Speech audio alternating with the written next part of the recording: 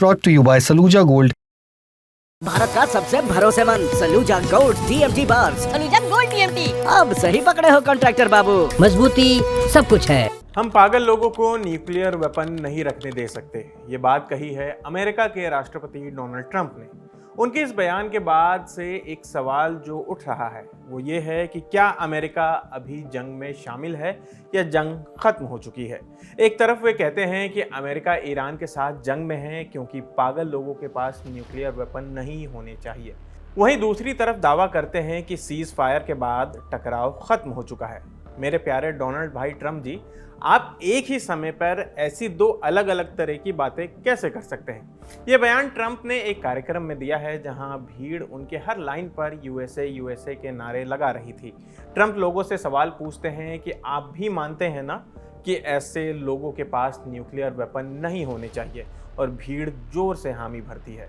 उधर दूसरी तरफ बातचीत की कोशिशें भी जारी हैं। ईरान ने पाकिस्तान के जरिए अमेरिका को एक नया प्रपोजल भेजा है। ईरान की सरकारी एजेंसी IRNA के मुताबिक ये प्रपोजल बातचीत को आगे बढ़ाने के लिए है, लेकिन ट्रंप इससे खुश नहीं है। उनका कहना है कि ईरान ऐसी शर्तें रख रहा है जिन्हें वो मान नहीं सकते। वो यहाँ तक कहते हैं कि ईरान की लीडरशिप बहुत बिखरी हुई है। यहीं से कहानी थोड़ी और दिलचस्प हो जाती है। सीज फायर को 3 हफ्ते हो चुके हैं और बातचीत भी जारी है, लेकिन इसके बावजूद डोनाल्ड ट्रंप ने दावा किया है कि जंग खत्म हो चुकी है। व्हाइट हाउस ने भी कांग्रेस को जानकारी दी है कि ईरान के साथ टकराव खत्म हो गया है, लेकिन अमेरिकी सेना अभी भी इलाके में तैनात है। इस कहानी में एक और मोड़ आता है जब अमेरिका के अंदर ही कानून को लेकर खींचतान शुरू हो जाती है।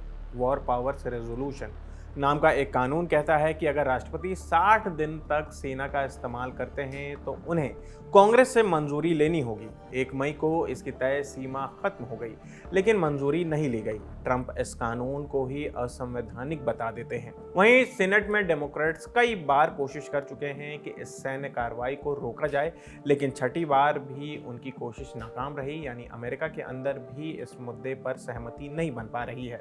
ईरान की तरफ से भी संकेत साफ है। ईरान का कहना है कि उसे यूरेनियम एनरिचमेंट का अधिकार है और उसका मकसद शांतिपूर्ण है, लेकिन पश्चिमी देश इस दावे को लेकर कॉन्फिडेंट नहीं है। ईरान के विदेश मंत्री अब्बास अरागची कहते हैं कि अगर अमेरिका अपनी धमकी भरी भाषा और उकसावे वाले रवैये को बदले तो बातचीत के दरवाजे खुले हैं। साथ ही वो ये भी साफ कर देते हैं कि अगर अमेरिका की तरफ से कोई भी खतरा आता है तो ईरान की सेना जवाब देने के लिए तैयार है। ट्रंप खुद भी 2 राहों की बात करते हुए दिखते हैं। वो कहते हैं कि क्या हम ईरान पर पूरी ताकत से हमला कर दें और सब खत्म कर दें, या फिर समझौते की कोशिश करें, लेकिन फिर कहते हैं कि इंसानी नज़रिए से वो तबाही वाला रास्ता नहीं चुनना चाहते। यानी यही मैसेज देने की कोशिश है कि दबाव भी रहेगा, लेकिन बातचीत का रास्ता भी पूरी तरह बंद नहीं किया जाएगा। इसी बीच अपने भाषण में ट्रंप अचानक क्यूबा की तरफ मुड़ जाते हैं।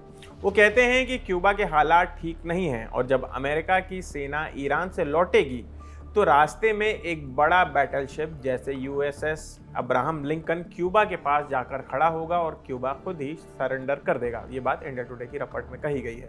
ये बयान ऐसे वक्त में आया है जब अमेरिका पहले से ही क्यूबा पर दबाव बना रहा है कि वहाँ बड़े राजनीतिक और आर्थिक बदलाव किए जाएं, और ट्रंप कई बार ये इशारा कर चुके हैं कि ज़रूरत पड़ी तो सैन्य कार्रवाई भी हो सकती है।